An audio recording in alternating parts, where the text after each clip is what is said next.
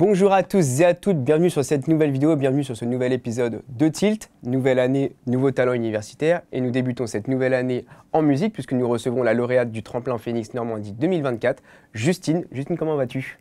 Très bien. Alors Justine, à travers cet entretien, nous allons apprendre à te connaître, à te découvrir. Alors il faut savoir que tu viens du Maine-et-Loire et que tu es venue au Havre pour faire une licence langue littéraire, civilisation étrangère et régionale. Est-ce que tu peux nous expliquer un peu pourquoi avoir fait ce choix de licence? J'avais très envie d'apprendre le coréen dans un cadre universitaire. Et l'anglais, c'était une langue qui me passionnait depuis plusieurs années également. Et, Donc tu avais déjà des bases en anglais oui. solides? Et puis, à travers mon cursus au lycée, j'ai fait de l'anglais en option européenne. Donc forcément, j'étais déjà allée un petit peu plus loin que l'anglais classique. Et c'est vrai que ça m'a beaucoup plu l'idée de venir au Havre pour essayer une licence consacrée principalement à l'anglais et au coréen. Et donc mon petit doigt me dit, je crois que tu as des ambitions un peu pédagogiques, tu as une appétence pour la pédagogie. Qu'est-ce que tu souhaiterais faire à l'avenir? C'est vrai que ça fait plusieurs années que je me suis rendu compte que l'enseignement c'est quelque chose qui me plaît beaucoup. Je sais pas, j'ai mis du temps à décider exactement ce que j'avais envie d'enseigner. Mais cet été, je me suis vraiment arrêtée sur le choix d'enseigner le français en langue étrangère. Et j'aimerais par la suite enseigner également l'anglais pour avoir en fait les deux langues en tant que professeur. Alors on va revenir à la musique. Il faut savoir que tu as commencé très tôt la musique puisque tu as commencé à 8 ans le piano. Tu as aussi fait un concours d'entrée pour faire du chant lyrique parce que tu as dit, je cite, que le chanteur du groupe Muse en avait fait et que du coup, comme tu es très fan de ce groupe, tu as eu cette appétence pour le chant lyrique. Mais que, du coup, comment elle t'est venue cette passion pour la musique? Je pense que depuis toujours en fait, mes parents aiment beaucoup la musique, surtout mon papa. Tes parents, ils sont pratiques de la musique du coup? Ma maman fait de la guitare et de la flûte et mon papa fait de la batterie. Et donc, depuis que je suis toute petite, j'écoute de la musique et très très tôt, je pense dès mes 2-3 ans, j'ai eu des enceintes et un poste de musique dans ma chambre pour me réveiller le matin, tout ça. Donc c'est vrai que depuis toujours, j'écoute beaucoup de musique. J'écoutais beaucoup de classiques jusqu'à mes 6-7 ans à peu près parce que c'était ce que j'écoutais le plus avec mes parents et ce que j'aimais le plus. Et ensuite, on m'a offert un CD de Mozart l'Opéra Rock parce que j'ai eu des billets à la même occasion. Et donc, j'ai ouvert un peu mon champ musical grâce à ce CD-là parce que du coup, en fait, c'était une très belle transition dans un sens. Parce que c'est vrai que Mozart l'Opéra Rock, il y a quand même cette idée de mettre de la musique classique, des instruments plus classiques dans de la musique rock. Et c'est vrai que c'est comme ça que je pense que je me suis ouverte à d'autres styles, même si je les écoutais déjà, mais pas seule. Alors du coup, depuis que tu es à l'université, tout s'est un petit peu emballé pour toi musicalement. Si je te parle de la maison de l'étudiant par exemple, qu'est-ce que ça t'évoque pour toi? C'est un peu devenu une deuxième maison. J'ai très vite découvert qu'il y avait un piano là-bas.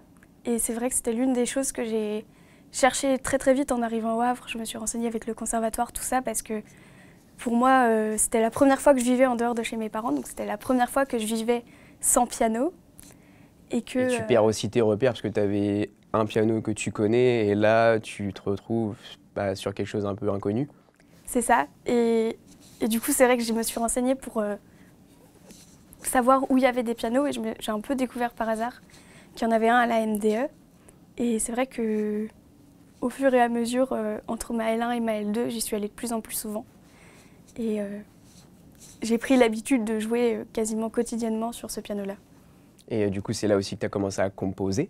J'ai pas commencé à composer au Havre. J'avais déjà 3 ou 4 chansons, 3 chansons il me semble, que j'avais composées avant. Mais en fait, j'ai un rythme très très lent. À cette période-là, je composais une chanson par année scolaire à peu près. Il y avait quasiment rien. Mais c'est vrai que l'année dernière, j'ai eu un peu un déclic de si j'ai envie de faire de la musique, étant donné qu'il n'y a que cet endroit-là, je ne peux pas attendre d'être toute seule parce qu'il y a toujours du monde. Donc j'ai un peu eu un déclic de ok, maintenant qu'il y ait du monde ou pas, je compose. Et donc après, tu as été un peu repérée par le service culturel de l'université qui t'a un peu branché pour faire le festival des talents cachés? Oui, très tôt en fait, lors de ma L1, on est venu me voir en m'expliquant qu'il y avait un petit festival au mois de février-mars. C'est ça. Et du coup, je l'ai gardé dans un coin de ma tête. Et c'est vrai que j'ai fait 2 concerts en L1 à la MDE parce que le département d'anglais organise aussi un petit concert de fin de semestre en décembre et en avril. Et du coup, j'ai eu l'occasion de participer aussi à ce petit concert-là. Et quelle expérience ça t'a donné? C'était très chouette, mais c'est vrai que je me préparais pas forcément. J'ai pas une habitude du tout d'être sur scène avec un micro et encore moins avec un piano qui n'est pas acoustique. Donc c'est vrai que c'est des petites choses comme ça que j'ai dû apprendre à maîtriser et que je suis encore en train d'apprendre à maîtriser parce que ça demande de s'adapter différemment. Gérer son stress aussi? Oui, parce que du coup c'est vrai que au concert du département, y a beaucoup de professeurs, il y a beaucoup de personnes qu'on connaît. Les gens que tu côtoies au quotidien aussi. Donc c'est vrai que c'est un petit peu stressant. Et donc après, ce qui s'est passé, c'est que tu t'es inscrite au Tremplin Phoenix en pensant que tu remporterais pas forcément ce concours-là. J'étais persuadée que j'allais pas gagner, mais je me suis dit, j'ai 20 minutes sur scène et ça y est, je venais de composer une chanson et j'en avais une en cours. Donc je savais que si je finissais de composer celle que j'étais en train de composer, j'avais plus de 20 minutes avec que des compositions, ce qui m'était jamais arrivé jusque-là. Et donc je me suis dit, autant tenter. Oublie que t'as qu'une chance, vas-y, fonce. Exactement. Et donc finalement, tu as fini par être la nouvelle lauréate de ce concours. Sur un malentendu, ça a marché. Exactement, voilà. Et donc aujourd'hui, il faut savoir que tu es suivi par le SEM et par toute une équipe qui t'accompagne. Déjà, au moment où tu as passé le concours, qu'est-ce que ça t'a apporté et qu'est-ce que ça continue à t'apporter aujourd'hui? Au moment du concours, déjà, ça m'a apporté la joie d'être 20 minutes sur scène parce que c'est quand même quelque chose qui est merveilleux. C'est un milieu qui n'a rien à voir. Enfin, on ne rencontre pas ce genre de situation quand on est dans la vie quotidienne. Donc c'est des émotions qui sont très fortes. Et puis, j'ai eu des retours de beaucoup de monde. Et ensuite, avec l'accompagnement, on a pu revenir sur mes compositions, sur mes inspirations, sur comment je m'y prends, etc. Et c'est vrai que c'est super enrichissant parce que moi, autant j'ai pris des cours de piano et de chant, mais la composition, c'est complètement autodidacte. Et du coup, j'ai plein de réflexes qui me manquent, plein de choses qui devraient être acquises, qui ne le sont pas encore parce que je débute tout juste dans ce milieu-là. Et en fait, je suis super bien accompagnée, on a pu discuter de plein de choses. Ils m'ont fait des remarques auxquelles j'aurais jamais pensé, par exemple. Et c'est vrai que c'est intéressant aussi de se dire « Ah oui, ok, donc moi je le ressens pas comme ça parce que c'est moi qui le fais, donc forcément je le remarque. Mais si ça se sent pas à l'écoute, ok, il faut que je travaille un peu différemment. » C'est ça, en fait, ça te permet d'avoir un recul aussi de certains professionnels et puis des vrais retours, des vraies critiques qui te permettent d'avancer aussi. C'est ça. Alors Justine, quand on s'est rencontrés, tu as sorti une phrase qui m'avait un peu marqué, c'était « Tout ce qui est simple, je ne maîtrise pas, mais tout ce qui est difficile, je maîtrise ». J'ai trouvé ça super intéressant comme phrase et du coup ça m'amène à cette question. Comment est-ce que tu définirais ton identité musicale, toi? J'ai encore beaucoup de mal à décrire ça. C'est du piano-voix. Il y en a une au ukulélé que j'ai composée pour l'instant. J'essaye de me mettre au ukulélé. Je pense que c'est des ballades. Au SEM, ils m'ont dit que ça ressortait quand même vraiment pop. Et déjà, tu as une éducation très classique. Oui. Avec une petite passion aussi pour la pop et le rock avec Muse. Oui. Et aussi, il y a ce côté comédie musicale. Oui, c'est ce qu'ils m'ont dit, chose que je n'avais pas remarqué. Mais c'est vrai que lors du diagnostic, c'était une journée durant laquelle on a... pendant 3 heures, on a parlé de mes compositions et du style, de l'identité, de tout ça. Donc depuis ce jour-là, j'ai un peu plus de clés pour en parler. Mais c'est vrai qu'ils m'ont parlé de cette influence comédie musicale à laquelle j'avais jamais pensé. Et en y réfléchissant, c'est vrai que mon film préféré est une comédie musicale. La première chanson que j'ai chantée avec l'harmonie de mon village, c'est une chanson de comédie musicale. Mon deuxième concert, c'était une comédie musicale. Donc c'est vrai que... C'est un peu inconsciemment. Voilà, inconsciemment. Mais je pense que c'est le fait de raconter des histoires aussi. Comment ça se passe ton processus d'écriture? Tu te mets dans quel contexte pour écrire? Alors ça dépend. Comme je commence tout juste, il y a eu plein de situations différentes. En temps normal et les premières fois que j'ai composé, je fais beaucoup d'improvisation. Donc en fait, je trouve une suite d'accords qui me plaît et je chante. Et en fait, tout ce qui te passe par la tête? Voilà. Et ma professeure de chant lyrique m'avait appris, notamment à cause du Covid, à tout le temps m'enregistrer pour réécouter. Et donc en fait, quand je me mets à improviser, très rapidement, je lance mon enregistreur sur mon téléphone et je chante et des fois ça dure 15-20 minutes où je suis sur les mêmes accords en boucle. Et parfois, ça m'arrive de réécouter ces enregistrements-là. Et si la mélodie me reste en tête, des fois je me dis, ok, peut-être que là, cette année, je peux essayer celle-ci. Parce que comme c'était une par an, c'était vraiment comme ça que ça se passait.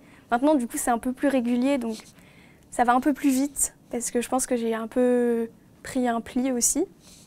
Mais par exemple, il y a une chanson que j'ai écrite, la première fois que je l'ai chantée au piano, elle était finie. J'étais chez moi, je suis dans la salle de bain et je me mets à chanter. Je me dis, c'est pas mal ce que je chante. Une prise. Je me suis enregistrée. Les paroles, je les ai pas modifiées parce que je les ai trouvées tout de suite. Et en fait, j'ai trouvé les accords le soir même. En cours, le lendemain, j'ai fini les paroles. Faut pas. Attention de pas faire ça en cours. J'étais en cours, mais j'ai quand même fini les paroles. J'ai fini la chanson, je suis allée à la MDE. J'ai essayé de la jouer et en fait, c'était quasiment la version finale. Donc, il y a un côté très spontané finalement oui. De la chose, quoi. Bah, celle-ci, elle m'a vraiment surpris parce que elle a rien à voir avec tout ce que j'ai fait. Naturellement, parce que c'est le rythme le plus simple et celui avec lequel j'ai beaucoup joué, je fais tout en binaire. Et là, celle-ci, c'est une valse, donc en ternaire.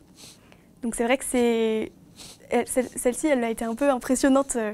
Ça m'a un peu surpris. Et c'est d'ailleurs celle-ci que je venais de finir quand je me suis inscrite au concours en me disant « Bon, je viens d'écrire ça quand même, allez ». C'est une belle boucle qui se ferme finalement. Et alors du coup, je reviens sur cette phrase « Tout ce qui est simple, je ne maîtrise pas et tout ce qui est difficile, je maîtrise ». Comment t'expliques cet état d'esprit? J'en ai aucune idée, mais ça se répète sur tous les plans, tous les domaines, toutes les compétences. En musique, ce qu'on considère comme la compétence de base, c'est la lecture de notes et de rythmes. Et je suis incapable de lire une partition correctement. Enfin, je la lis, mais il me faut un temps fou. Enfin, c'est pas le niveau que je suis censée avoir. Pareil, en ce qui concerne l'apprentissage d'une langue, normalement, apprendre par cœur, c'est censé être ce qu'il y a de plus simple. Et c'est ce qui me demande le plus d'efforts. Ouais, je pense que ça dépend aussi de chacun, de comment ils aiment apprendre. C'est ce qu'on présente comme étant le plus simple. Mais c'est vrai que j'ai tendance à préférer ce qui demande de la réflexion et qui est complexe dans le sens où il y a plusieurs engrenages et compétences qui se mettent en lien. J'ai tendance à préférer ce genre de notions-là. Et du coup, je pense que je les maîtrise plus parce que je les préfère. Justine, nous arrivons à la fin de cet entretien, mais pas à la fin de cette vidéo, puisque petite nouveauté, nous vous proposons une petite session live de Justine. Restez donc jusqu'au bout de cette vidéo. Pour vous, c'est imminent, pour nous, c'est déjà passé. Justine, un grand merci à toi de t'être prêtée au jeu et d'avoir répondu à nos questions. Avec grand plaisir. Si vous souhaitez retrouver Justine, vous pouvez la retrouver le 3 décembre au Tetris au Havre à l'occasion de la tournée du Tremplin Phoenix. Si cette vidéo vous a plu, vous pouvez mettre un petit pouce bleu et un commentaire juste en dessous, ça nous aidera grandement à améliorer la visibilité de notre chaîne. C'était Romain pour Tilt et Justine, et tout de suite, le live.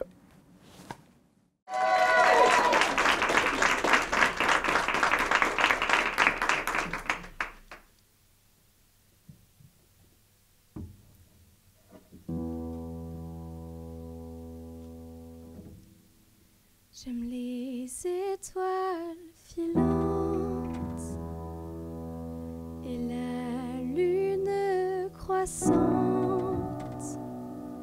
J'aime le soleil montant et les soirs de septembre. J'aime la buée sur les vitres et le givre sur les briques. J'aime la neige sur les bancs et les fleurs au printemps.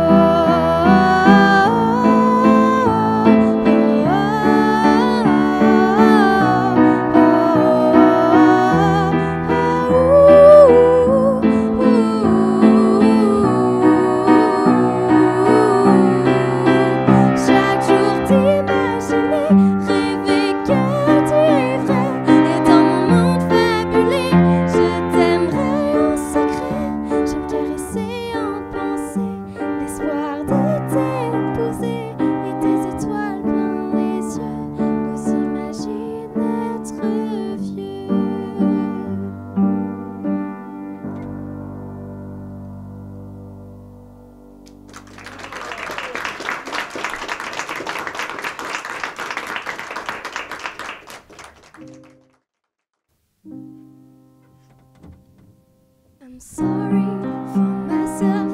I've been hiding my eyes while he was breaking my heart inside my chest and steering me to darkness. I'm sorry for myself. I've been lying to everyone and me the most.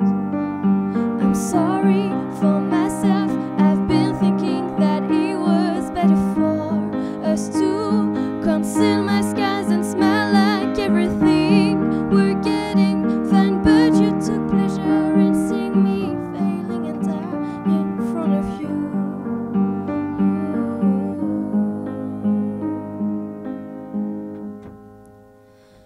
From now on,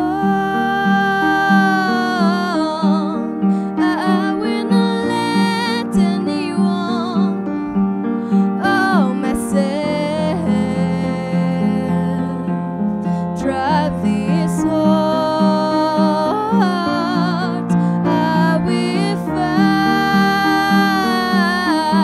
to keep it beating to the rhythm of this melody.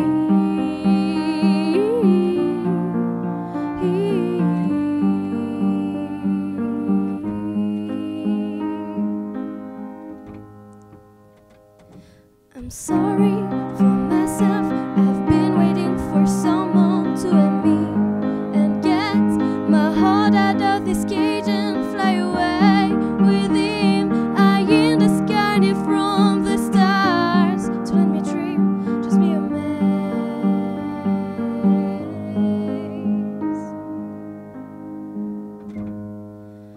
From now on, I will not let anyone myself steal this heart. I will fight to keep it beating to the rhythm of this melody.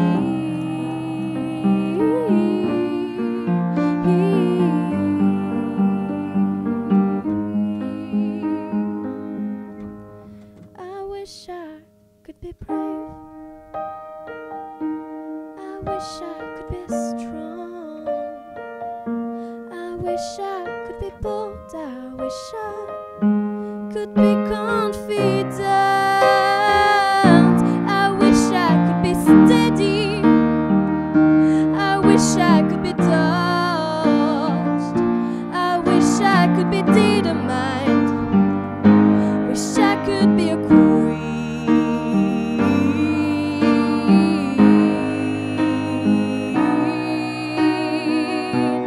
From now on, I will not let anyone but myself steal this heart. I will fight to keep it beating to the rhythm of this melody.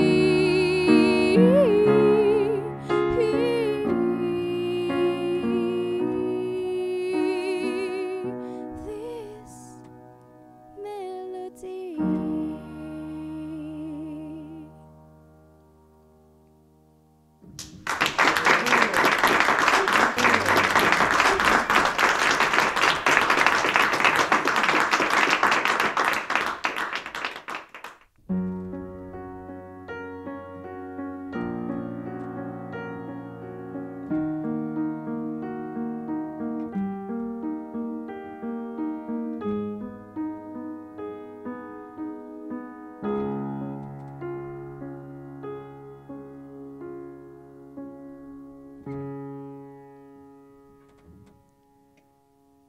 I don't wanna talk about things we've gone through, though it's hurting me. its history. I've played all my cards, and that's what you've done too. Nothing more to say, no more ace to play. The winner takes it all, the loser standing small beside the victory. That's a destiny. I was in your arms, thinking I belong in there. I figured it made sense, building me a fence, building me a home, thinking I'd be strong there, but I was a fool, playing by the rules. I don't wanna talk if it makes you feel sad, and I understand. You've come to shake my hand. I apologize if it makes you feel mad, seeing me so tense. No self-confidence, but you see